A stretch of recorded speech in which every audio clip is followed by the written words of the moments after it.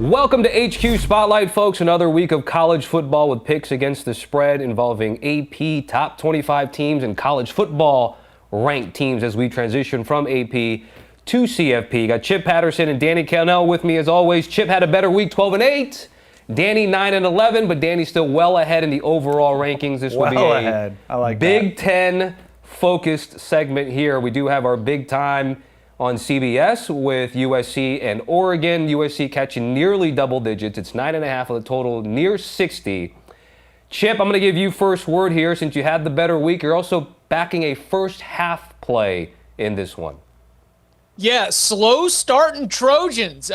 Lincoln Riley has, on one hand, been able to complement his team's ability to hang in a game, to play their best football in the second half. But I think Lincoln Riley would also like to see some better starts, and I think that is particularly important here on the road in Autzen Stadium, where you know the noise even is going to be just absolutely tremendous. And so I think that for Oregon, which has also been a team that at times, over the last 2 years really has not always had the best third quarters. I think I want to go ahead and get them right off the start, right off the rip. So as USC is coming into this game a little bit banged up in a couple crucial positions, Oregon has settled into its identity as a ground and pound team. I don't know if I like the 9.5, but I, capital L, love being able to get Oregon in the better half for the Ducks. The worst half for the Trojans, under 6 points. So I'll lay the Oregon first half -5.5. Yeah, this one's going to be really interesting. I can't wait to see this game. I think it's going to have a feel of a Big Ten game. Powerhouses going against each other. And Oregon, the number one rush defense in the Big Ten, is going to try to challenge USC and their physicality. I think they do have some success with it. I think they're going to be able to move the ball on USC's defense, even though they've been better and more improved. I still think you've got Dante Moore, Noah Whittington in the backfield. Kenny Sadiq back in the lineup was a big playmaker for them. We'll see how some of the other injuries play out for the Ducks. And for USC, I look at Lincoln Riley as one of the better offensive minds out there. I think they're going to be able to put up some points too. So I'm going to tackle the total and go over the 59.5 here. Jaden Maeva has been one of the better quarterbacks in the country. He's been solid. We had the debate today for cover 3. Where is he? Well, clearly he's not the number one overall pick and a Heisman Trophy winner, but he's not been a disappointment either. And I do think with the weapons that he has on the outside, he'll be able to take advantage of Oregon's defense at some point and put up some points. Maybe it's too little too late, but in the end, I think it's a higher scoring game, so I'll go over. Yeah, this game features 2 of the top 3 yards per play teams this season in the FBS. And again, even though these 2 teams don't control their own path to the Big Ten championship, and both Indiana and Ohio State went out, it does have CFP at-large implications at Autzen this season. Speaking of Ohio State, number 1 team in the country, of course, has been dominant since their run to the championship last season. No different here this season. Hosting a Rutgers team at 31.5. Back to a noon game in Columbus, a total of 54 and a hook, and Ohio State is 10-0 all-time against Rutgers. Danny, you saw all those flattering numbers for Ohio State. I do worry last game with Smith and Tate and potentially maybe resting some of these guys that I really think Rutgers could potentially be a play at 31 or 30.5. What are you thinking here? I do too, and I thought about it, and I was like, man, it's a huge number, but I also think you have to remember you've got a couple guys in the Heisman Trophy race. They're campaigning for both of them. So while you do want to get them in and get them out, that doesn't mean you can't get 50 points in the third quarter and get them out for the fourth quarter. I think Ohio State is going to have their way. Rutgers has been struggling. The other aspect is Rutgers, they've been throwing the ball a little bit more effectively. I don't know if they put up many points against Ohio State. I think you could see a game maybe 42-10, or excuse me, not 42-10, that wouldn't give you the over, 42-14, that type of game, somewhere in there. And even 49-14 would probably be the one that I would look for to get me over. So I'll go over that one. I think Ohio State will score plenty of points. I think Rutgers could score in the double digits. That's right, Tom. Or excuse me, that's right, Chip. It could get that to push me over the total. I'll go over. What confidence in Ethan Callie-McManus? I mean, good gravy. Luke Altmaier. Luke Altmaier only got 16 points against the Silver Bullets, this Ohio State defense. Penn State, it had obviously the defensive turnovers that helped them out there. They only got to 14 points. So Illinois at 16, Penn State at 14, and check. Yeah, that's the only time we've gone over 10. So do I think that the Rutgers Scarlet Knights, Ethan Kaliakmanis, on senior day in Ohio Stadium, last home game of the regular season, and given their standing, probably the last home game that they're going to have this year, do I really think that this defense, that Matt Patricia is going to let these boys put up more than 10 points? Absolutely not. I don't know what's going to happen in terms of load management. I don't know what they're going to do offensively, whether we're going for the Heisman or trying to get healthy. But what I do know is Rutgers ain't going to score many points. Best bet here, Scarlet Knights team total under 10.5. 49-10. Okay. Both win. 49-10. You guys both get there. Interesting note on Ohio State. They've led the entire second half of every game this season. Third FBS team this decade to do that. They would join Georgia in 21 and Michigan in 23, which both won the Natty in their respective I was going to say, what did those teams do, Tommy? I can't remember what those teams did. They won it all, Chip. Yeah, okay, all right. They won the chip. Yep. Chip? Okay, all right, let's go to Michigan. Nearly 2 touchdown favorites at Maryland at 45.5. Now, you guys are on opposite ends of the spread. Danny, I'm going to give you first word only because I never know what to expect from road Michigan. And so you're taking road Michigan in the 13.5 to lay that at the Terps. Yeah, because I feel pretty good about getting anywhere they play Maryland over the past 6 weeks, which has been lost in the loss column. True. Now I still need to win by 2 touchdowns, but I actually think this is a good bounce back spot for Michigan. They barely escaped out of Wrigley Field with that win with a little chip shot field goal at the end of the week last week. I think this is a big bounce back. There's been a lot of conversation around Mike Locksley and the Maryland Terrapins. It has been a disastrous season for them, especially coming off the rails lately. So I think this is a healthy dose of Michigan's run game, which you will run right through Maryland's defense. Bryce Underwood has been okay. He has not been the quarterback that I think even Michigan fans wanted, but I don't think it matters in this game. I think Michigan's defense is able to hold Maryland's offense in check, so I'll go ahead and lay them with the Wolverines.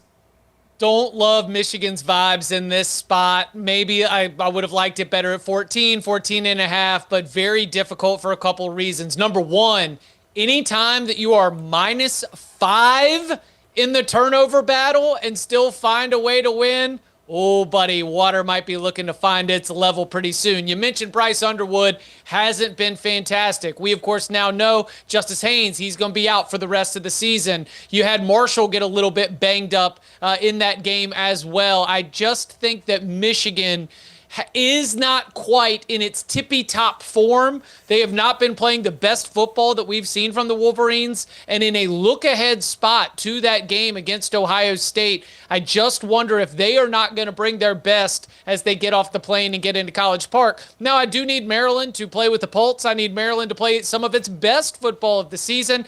And that's where I'm wondering if we see something almost like Wisconsin, where the commitment to Luke Fickell led to a rejuvenated effort across the roster. Maryland has committed to Mike Locksley. They say they want to invest money in the roster moving forward. Malik Washington, the freshman on defense.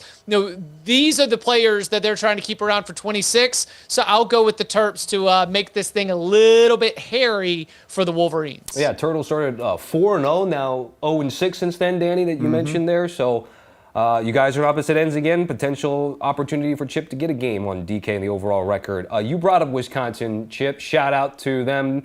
Team total over 6.5 at Indiana, which cashed there with just the 7. That's all we needed. Illinois comes into town, 8.5-point favorites at Camp Randall. Final home game. Now, this game actually opened 9.5. Danny, you're on the hometown team catching the points, so the market moving with Danny Kanell. Yeah, exactly. They're paying attention to the winners we're giving out here. I think that Wisconsin is actually, I think one of the things that was surprising was when their athletic director came out and backed Luke Fickell. I think everybody was like, what? Why would you do that? Well, since then, you've seen Luke Fickell give a lot of young players some opportunity, including some freshman linebackers who have been playing really hard. I think that's infused some life and energy as opposed to the cloud of what does the future hold. And I still think the team likes Luke Fickell. He can't help that their quarterback has been hurt, throughout this season, throughout the past 3 seasons. He can't help that they've played against the toughest schedule, but he can help the effort and attitude that's in that locker room. And I do think playing at home, this is a tough spot for Illinois to go into. And I like Illinois. We were a Luke Altmaier for most of the season, a Luke Altmaier podcast in the cover 3, but I do think this Wisconsin defense is good enough to keep them in the game, keep this win at a touchdown. So I'll take the home underdog.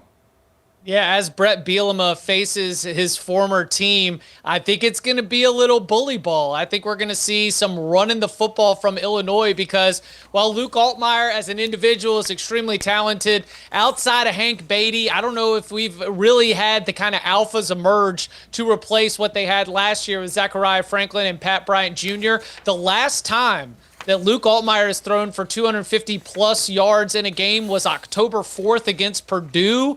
It's just a different Illinois team. They're a very good team, but not one that I think is fit to just go into Camp Randall and blow the doors off. I see this being a little bit more of your classic Big Ten game. Super low total as you see it, but I'll even go under that. I'm going under the 40.5.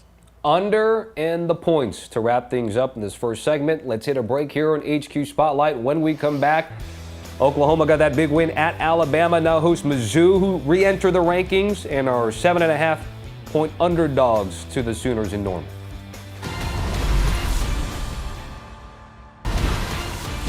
Welcome back to the show. Let's talk about Oklahoma. Last 6 games against ranked teams. Just a lot of it this year alone. Of course, catching 6.5 at Alabama. Not only did they cover, they won straight up. They moved up in the rankings. Now 8th in the country, hosting number 22 Missouri.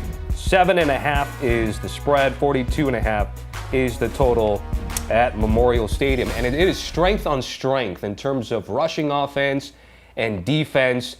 Total is what you guys have both targeted, opposite ends. Chip, I'm going to give you first word. Under or over for you? Oh, this is going to be under for me. The Missouri Tigers have been a team that has been a little bit limited in terms of what they can do to teams offensively all season long. So while we've got some murmurs, some whispers that Bo Pribula might be trying to make his return to the lineup, I don't know if that activates the downfield passing game in a way that changes my opinion that Oklahoma is going to be able to stifle a lot of what Missouri tries to do. And at the same time, I don't know if we should just give them trophies for a win against a top 10 team with as few yards as Oklahoma had against Alabama. You know, when you get the return touchdowns, when you get the scoop and scores and things of that nature, man, it is really able to mask an offense that has not been very productive. So much like when we saw Missouri play against Vanderbilt earlier this season, a little 17-10 rock fight type game, I think we could see something similar here as Missouri takes on Oklahoma. Look, I don't think this one's going to go sailing over, but I could see a 24-21 type of game just to go a little bit over. Much has been made about Oklahoma's defense, and they've been incredible. But we talked about it today. They have given up some big plays against the teams that run the football a little bit better. Michigan ran for 146. Now, granted, a lot of that was a Justice Haynes big touchdown run that he had in the game, but it was one big play. And I think Ahmad Hardy will be just pounding and pounding and pounding into that Oklahoma defense. It is going to be a heavyweight battle. And all I needed for him is pop 1 or 2 of those out of there. I don't think that's too crazy. And I do think of John Mateer in this Oklahoma offense, while they've been struggling somewhat, I still do think there is some big play potential in them. Playing at home, I expect Oklahoma's offense to play a little bit better as well. So I'm going to go over this total. Let's go to Kyle Field, number 3 Texas A&M, holding steady after that miraculous comeback at halftime, down 30-3 against South Carolina. They get it done. Now 54.5 against Samford. You guys are both on the spread. Danny, I'll give you first word. Grabbing all the points, sweating the 54.5, we think? Oh, yeah, for sure. Like, it's going to be close to this number. I would expect a heavy blowout. But this is a team that just came back from an epic come-from-behind victory last week, which tells me they should be pretty dialed in from the start of the game. But they also have the game against Texas the following week. And you want to be healthy for that game. You want to get your starters in. You want to get them out. So I think this is a big load management game for Mike Elko and those Texas A&M Aggies. And Marcel Reed very much in the Heisman conversation. I think they want to get him his stats, but I think they're able to do that early. I think they hit cruise control in the second half. Yeah, guys, I mean, they tell us what their goals are by the way that they handle business. Just to run through some of Texas A&M's November games against lesser competition recently, 38-3 against New Mexico State last year, 38-10 against Abilene Christian, 20-3 against UMass, We ain't trying to go put 60 on the board, fellas. We're just trying to keep everybody healthy. Come on, running clock. Let's run that clock for the third and fourth quarter so we can both get this Samford plus 54.5. We'll have a few more games to talk about involving SEC teams with FCS or even really bad FBS teams, which we'll get to. ACC, though, is on deck, and then they're up now to bat with Miami laying 17.5 on the road against Virginia Tech. All the news with James Franklin this week, obviously not coaching in this game, though, at 48.5. Chip, I'm going to give you first word here, taking the home dogs and the points. Buddy, if you don't think there's a James Franklin bump and buzz in Blacksburg, you are missing the point here, because I watched that press conference in Castle Coliseum, and it is amazing how thrilled, elated, and invigorated they are. They had Frank Beamer walking out there. They had Bud Foster walking out there. James Franklin said the night before he signed the contract, he called Frank Beamer and asked for his blessing like he was asking to get married to Virginia Tech. I mean, there is some real enthusiasm behind this program right now. They're going to turn it into a big recruiting weekend. Everybody on that Virginia Tech team is auditioning to be part of James Franklin's Hokies squad.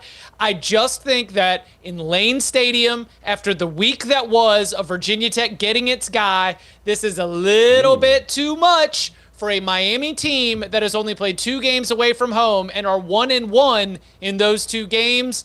I maybe a little lower scoring helps us get there, but I'll take Virginia Tech to be able to stay within 17 and a hook. When I was in the NFL and I was on a bad team and the coach might be on the hot seat and we probably all knew he was going to get fired, the head coach would stand in front of the team and he said, hey, you may not be playing for me, but you're playing for somebody out there. And he basically wanted to try to get your best effort. Well, they have the opportunity, as you mentioned, Chip, this is their audition to either stay at Virginia Tech if they want to, or if they want to hit the transfer portal because there's going to be a new coaching staff, it's for them to get on tape and to put out some good film against another opponent.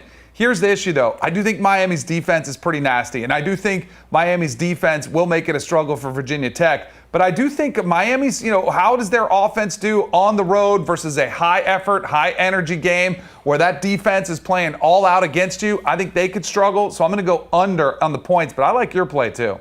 Okay, the Franklin aura bump in terms of the handicap for the Canes and the Hokies in this one. Let's get to Georgia. We gave a trend in a full screen, what we call a graphic, that was flattering to the Sooners. This one, not so much for Kirby Smart, is a 40-point favorite, 13-1 to the number here. And it's taking on a Charlotte team, and so the Dogs are going to be favored by 43.5. I mentioned Charlotte, not an FCS team, but certainly priced like one. Chip's got to play in the total, but Danny, you've been grabbing a lot of points in recent weeks, but you want to lay it with the Dogs? Is it too late for me to switch? Like, do we have to ask James, our producer? Why the change? Because I just saw that graphic. Like, I don't need to see anything more. Okay. And again, this kind of goes against my philosophy because I do think Georgia will want to get in and get out. They've got a big game against Georgia Tech. They've got their playoff hopes still in sight. They want to be healthy down the stretch. So I'm going to have a little consultation with James and Chip to see if he will allow this. But I would like to switch my pick to Charlotte and the 43.5. Give me the 49ers. You had an easy out, Danny. You could have just joined me on the under. Like, what is the number that Georgia wants to hit? Georgia, like you said, wants to get in. They want to get out. They want to take care of business, and they want to make sure that nobody gets hurt. And to your point, Tommy, Charlotte and UMass are being priced to the level where you might be able to fill out 25 FCS teams that are going to get better ratings than what we're going to get from the 49ers. I might have thought that they fought hard against the North Carolina Tar Heels in a 20-3 result back in September, but time has shown both those teams very much revealing who they are. Yeah, I'm just going to say Charlotte doesn't score a lot. Georgia tries to get it over with quickly, so I'm going to go under the total. All right, TBD on DK's pick. We'll see. James gave me the check, so we can switch it on the record. All right. So I'm taking Charlotte plus 43.5. Let's go. I'm starting 43.5 to nothing with 43 to nothing. It's like gaining strokes playing out around. Okay, let's hit a break here on the show. Halfway through, 2 segments done, 2 to go. Notre Dame continued to be in a great spot when it comes to the CFP. Next test for the Fighting Irish, favored by 5 touchdowns over Syracuse at home. Let's get to Notre Dame, which 3 weeks worth of college football playoff rankings has shown us the committee loves the Fighting Irish. Last 7 home games as a 20-point favorite. It's been pretty good with one exception against Boise and that 21.5-point spread. It's 35.5 with Syracuse in South Bend this weekend. Again, Notre Dame's been winning. They've been winning with margin. They have been comfortably doing it. Pitt was the latest result of what Notre Dame had to get done here. Chip, you do have was it a first half team total play? It's an interesting sort of angle here when it comes to this game. Tommy, what do you do, right? Well, what do you even do with this? I was going through and I was reviewing Notre Dame Pitt to try to look for my angle here, to which I saw that Notre Dame did let its foot off the gas a little bit. The dominance that we showed from the Fighting Irish in the first quarter into the second quarter, almost really up until halftime, was very much a make them quit, put them away. But Pitt is a proud team. Pat Narduzzi, no matter what he said in front of the media, did want to make sure that they had a respectable score on the scoreboard by the end of that thing. But the Fighting Irish had done the work that was necessary. And so, when I am considering Notre Dame in this spot against Syracuse, home finale, I think that they will take a similar approach. So when I was looking for the best way to bet this, I didn't like my number on the first half spread, but I did love the first half team total option of 23.5. So we just need Notre Dame to get to 24 by the time they get into the locker room, and that is the kind of score that can really put Syracuse in a bind and be able to make things easier for the second half. Yeah, I like the way you're thinking. I hope you hit yours because I think that'll help me get towards mine. I'm going over the 50.5 in the game itself. Jeremiah Love, statistically, he's up around the top portion of the country. Mentioned Heisman races. I think they'd love to get him some touches and a lot of touchdowns in this game. I think Notre Dame scores at will. I think this one gets sideways. I think they could come close to getting this themselves. You know, it's interesting because they've been a very, and I think they're overrated. A lot of people have looked at Notre Dame and picked apart their resume, and I think that's just feeding their fire. I think they want to go out and destroy every opponent that is out there, including Syracuse this weekend. Syracuse likes to go fast. They like to throw it around. I think they could put up some points when it doesn't matter, so I'll take the over. Yeah, Orange just haven't been the same since Angeli went down, Clemson game. It's just certainly been tough and for every reason. By the way, Jeremiah Love, averaging 150 scrimmage yards during this 8-game win streak as he tries to give himself a few Heisman moments, like he had that spin run against Pitt there to try to get into the Heisman conversation. So that's it for this game. Let's move to Eastern Illinois at Alabama. This one at Bryant-Denny. Crimson Tide obviously coming off that close loss to Oklahoma here. Both of you guys like Bama, kind of predicting the scores. Danny, 49-7 is kind of where you're laying at. Yeah, right now. I think it's a comfortable victory. I mean, if this was one in the 50s like some of the other ones, I'd probably take Eastern Illinois.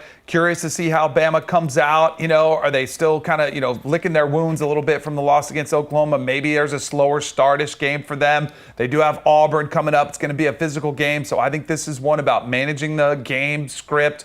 They don't want to show a whole lot. They just want to make it a very business-like win. So that's what I would expect from Kalen DeBoer's squad. Yeah, Chris Wilkerson's Eastern Illinois squad is 3-8 on the season. I don't know if that's going to be the FCS team that comes in throwing punches. We're not even talking about one of your Furman Citadel situations where they're just so crazy from a schematic standpoint that they can depress the scoring to make this a little scary. I've got Alabama 42-3. I don't think that the Panthers are going to be able to score a touchdown here. Texas is north of a touchdown against Arkansas. It's 8.5 with a total of 57.5. Again, Texas losing to Georgia. They still have A&M on the horizon. So there's conversations about them being a 3-loss team if they can beat Texas A&M. Again, if. It's a big if. But Chip, I'm going to give you first word. You're grabbing the points with the Razorbacks. Also, this defense, which had been elite last 3 games, they haven't been elite. They give up a lot of points the last handful of games. Yeah, I have been taking notice of a Texas defense that has not been delivering results that match the talent. Certainly Steve Sarkisian has as well, which is certainly the only reason why he was so salty on the SEC coaches teleconference this week, right? It's not like anybody's spreading rumors about Steve Sarkisian right now, right? It's not like there's any noise around this Texas Longhorns football program, right? Yuck. I don't want any part of that. Bad vibes in Austin. Arkansas playing with some real fight. Now, I am a little worried that the way that they lost to LSU might be a little bit of a back-breaking type impact.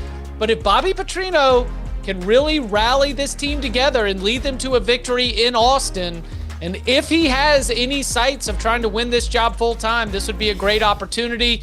I just don't think that while Arkansas's defense and Texas's offense is weakness on weakness, and even though what you say about Texas's defense, I agree with, strength on strength, Arkansas offense, Texas defense, I just think this is a few too many points for a game that could get a little hairy. So give me Woo Pig Suey plus the 8.5.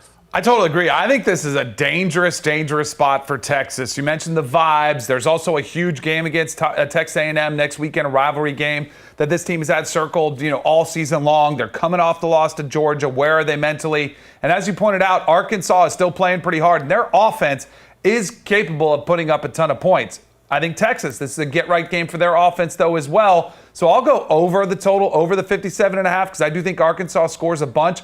But I also think Arkansas is a very live underdog here to potentially pull off the upset. If Texas is distracted, if there is dysfunction, if they are not focused on this opponent, they will lose this game. Let's get to Kentucky and Vandy in a 9.5-point spread with a total at 53.5. You guys are both on the same side when it comes to the total. Danny, over in this game. Yeah, I think this is one where Kentucky's offense is kind of, being reinvigorated since the change at quarterback, going to Boley, and he's been really solid for them. We all know about Diego Pavia and what he brings to the table. And, the game against Auburn in overtime, he has 500 total yards. He has his best game yet. So I do think that probably worries me more, that Vanderbilt will hold up their end of the bargain offensively against a Mark Stoops coach team, that their defense is always pretty nasty. But ultimately, being in Nashville, I think they'll figure out ways to put up some points, and I think Kentucky will too. So I think it's going to be a higher scoring game. I'll go over the 53.5. I'm right there with you, DK. Ty Simpson goes for 340 against this Vanderbilt pass defense. Arch Manning goes for 328. Ashton Daniels for 353. Teams are just starting to find and exploit weaknesses against the Vanderbilt pass defense, and I think that Cutter Boley's going to be able to do that as well. Like you mentioned, there is some DNA of, well, what if Vanderbilt is going super slow and methodical? What if Mark Stoops does want to drag this down into a Mark Stoops special? I'm going to go away from sort of the assumptions and the broad strokes for both of these coaches and instead focus in on the recent results. Recent results say that Cutter Boley and Kentucky's offense can score, and that Vanderbilt should be able to do the same. So let's get to a G5 school that last week was James Madison. It's not the Dukes this year. Yeah. It is actually Tulane. Again, different conversation for a different show, but a chance for the Wave at 7.5 at Temple with a total of 56 and a hook. Danny, you want to lay the points, and for them, laying in and trying to win with margins the best they can do, especially for them and for the Americans. Yeah, I think this is the best. I mean, we've had, the first week it was Memphis, they lose. Last week it was USF, they lose. The team that shows up in the bracket on the reveal show. Now it's Tulane. I think the jinx is broken. I think Tulane is a pretty good football team that has a pretty good resume, that does have the talent and the skill set to go on the road and win in Philadelphia against Temple. So I'll lay the points. Boys, this Tulane defense has been carved up last 3 times out. And I think that's what has John Summerall talking like he's talking, right? A former linebacker from the defensive side coming up through the ranks. John Summerall's telling his team he doesn't feel like they're one of the 25 best teams in the country. He's telling reporters, I think we're average. And I don't think that's playing the old, mind games of a coach. I think he really believes that watching this Tulane team continue to get carved up is something that really brings him some concern and does not enthuse him. So, yes, I do think that KC Keeler's Temple squad, Evan Simon and the rest of that group, I think that they are going to be able to go out there and move the football. I think they're going to be able to score. So I'm going to say it will get a little dicey for Tulane, but Jake Retzlaff and squad are going to be able to score. Temple are going to be able to score, and this thing goes over the total. All right, Tulane and the over ends our conversation here. We'll hit one last break on the show. Georgia Tech had a tough time beating a really awful Boston College team last week on the road. Much tougher test with a short number hosting Pitt Saturday.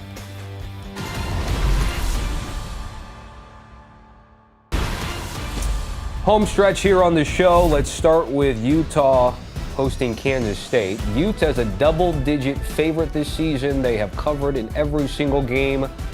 They've got those losses, but they have an argument to be made about being an at-large CFP, but the number 17.5 against Kansas State at Rice-Eccles.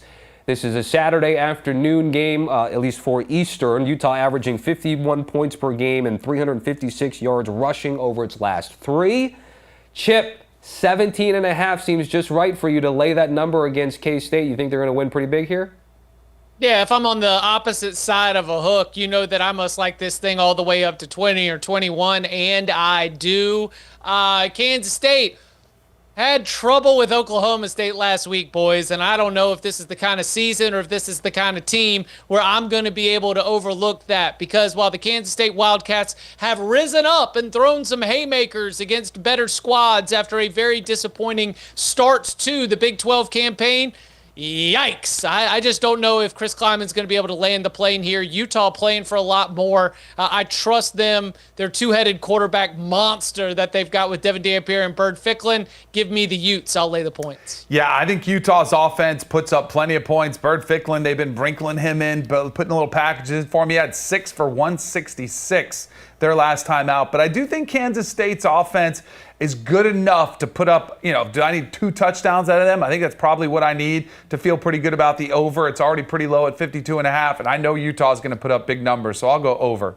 All right, jump down a number. I might jump in with you, DK, because I took Kansas State, Oklahoma State over last week, and it was not great, but it's a chance to bounce back there. There we go. And see if they can get the number. I'm telling you, Tommy, that is concerning. That Oklahoma State team is dead. I know. Why could Kansas State not muster more than 14 points? Yeah, it ain't great. At least we didn't have to sweat it, because it single digits for a long time in that game. Short spread, TCU catching 1.5 against number 23 Houston with a total in the low to mid 50s. Opposite ends of the spectrum for your guys. So chance to pick up a game. DK, which side are you on? So TCU looked awful last week. I thought they potentially could upset BYU, and they got completely manhandled. Josh Hoover had his worst game of the season, 0 touchdowns, 2 interceptions. But I think this is a big bounce-back game for TCU, who is still pretty competitive. Sonny Dykes' squad is still putting up pretty good fight. They just went into a juggernaut. And Houston, I don't think it's the same defense that he saw last week, caliber-wise, and I don't think it's the same atmosphere that he saw last week. So I like TCU to potentially win this game outright. Willie Fritz has been awesome. Great story of the season this far for Houston, but I think this is where they get knocked off. TCU has not looked like itself in a month. I mean, trace it back to the 42-36 win against Baylor. They barely squeak by West Virginia. They lose a game against Iowa State where, as I mentioned, they were just blowing their toes off one by one, self-inflicted wounds all across the board. And then last week, after we watched the betting market continue to move in TCU's favor all through the week, the number I gave out here on HQ Spotlight, like a whole field goal off from the closing number, and yet the number I gave here on HQ Spotlight wins walking away. I just think the Horned Frogs are lost in the wilderness. I ain't going to trust them to bounce back. Give me Willie Fritz and the Cougs to be able to win this one. Another short number. We've got Pitt catching 2.5 here against Georgia Tech with a total of 61.5. So again, Georgia Tech was down 11 in the fourth quarter to Boston College, and yes, they were able to win, but boy, they're starting to. I know the Georgia game's looming soon, but they haven't been at least metrically pleasing here. Chip, give me the lowdown on grabbing the points. Is it fading the Yellow Jackets here? Did you see something from Pitt against that Notre Dame team last week? Yeah, I don't think Pitt's defense got blown away by Notre Dame. I mean, certainly you mentioned the Jeremiah Love. In our time earlier, you mentioned Jeremiah Love spin move, explosive run, but it wasn't a getting totally outclassed performance for Pitt's defense. And I do think that Pitt's strength and athleticism at linebacker can help them a little bit against Haynes King. And there is, of course, an obvious opportunity there for Pitt's offense, where the difference from playing against Notre Dame's defense to Georgia Tech's defense is a gulf. And so I do think that we can see Mason Heinschel, if he can flush that performance, something that can be tough for young quarterbacks, if he can do that, he should be able to have a lot more success here against the Georgia Tech defense that's given it up. But it is a little bit of a fade of Georgia Tech. It's a fade of a team that played with fire last week and really has been playing with fire multiple times this season. But finally, from the vibes department, it is a little bit of the Murphy's Law of this. I mean, anything that can go wrong for the ACC will go wrong. And Georgia Tech losing this game at home to Pitt after Pitt gets beat by Notre Dame, I mean, that would just be more crabs in a bucket just pulling each other down. So, yeah, a little hunchy, I will admit, but I'll take Pat Narduzzi and the Panthers to pull it off. Yeah, so we talked about this one. I don't have a good vibe for this game, but I'm going to go off what you think is going to happen, which usually it's not that easy. But I'm going to go over the total. I do like Chip's play, too, with Pitt because that's the ACC, and it would be them to just, like, stub their foot in the home stretch. One of the teams with the best ranking would go down. But if Georgia Tech couldn't slow down NC State's offense, if they couldn't slow down Boston College offense, I don't think they're going to be able to slow down Pitt's offense either. The one thing that does make me wise, I think I might have to sweat this out, is that Georgia Tech's offense might have trouble scoring against Pitt. That's the one dynamic that I look at that maybe I don't have as much confidence in, but I'll say at some point Haynes King and company figures it out. Buster Faulkner's one of the better offensive coordinators in the country. I think they'll figure it out, so I'll go over the 61.5. So we get the third Saturday in September in November for the first time since 1955. Tennessee and Florida with the line that's around 3.5. There's some 4s out there in the market. You know, Danny, I was just talking to Jacqueline D'Agostino, who's the most diehard Florida fan we have on our roster, and I said, hey, Tennessee or Florida? 3.5. She said, Tennessee, lay it. All right, well, if Jacqueline said it, then I'm going to take it. The Gators are a hard team to figure out because, you know, they gave the best effort versus Georgia.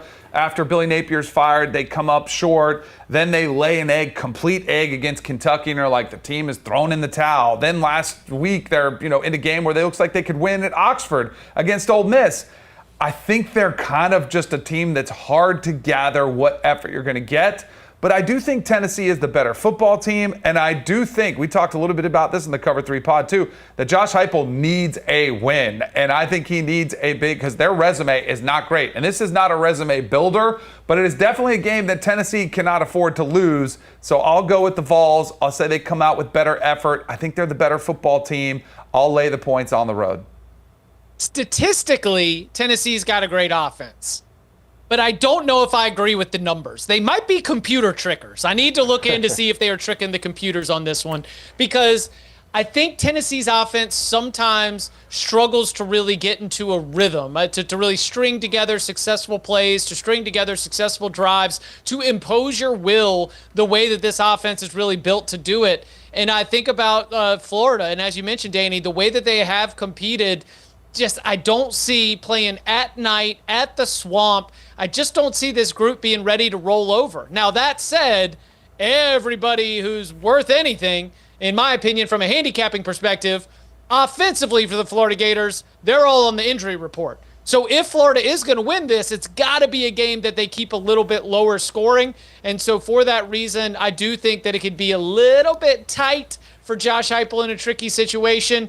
Tennessee, Florida, I see it being a little lower scoring than this number suggests. I'll go under. Let's get back to the Big 12, where entering this week, there are 6 teams that still actually have a chance to make it to the conference title game. That includes BYU and Cincinnati. Cougars laying the 2.5 on the road against the Bearcats here with a total of 54 in the hook. You guys are both on the same side. Chip Patterson, that is grabbing the 2.5 with the home dog. Yeah, hunchy, too. I'm going to say that this is going to be a backs against the wall, circle the wagons, gut check Saturday. Because if Cincinnati is going to make anything of a season where they showed so much promise through much of the year, coming through a 2-game skid where the defense has really struggled, the offense has been a little bit banged up at the running back position, but more than anything, we've seen Brendan Sorsby really have some subpar performances. He started the year really doing a good job of taking care of the football, and the interceptions have started to pile up. You cannot do this against that opportunistic BYU defense. Final home game of the season. Hopefully, for Scott Satterfield's sake, they've got the Nippert packed out and really making some noise. BYU has been the better football team recently, certainly, but I'm going to go with Cincinnati in a very Big 12 style upset. Yeah, so that's the same play I'm going with. I'm also going with, well, why isn't Cincinnati a bigger underdog? Like, why isn't BYU as a top 12 team? Why aren't they favored by closer to a touchdown?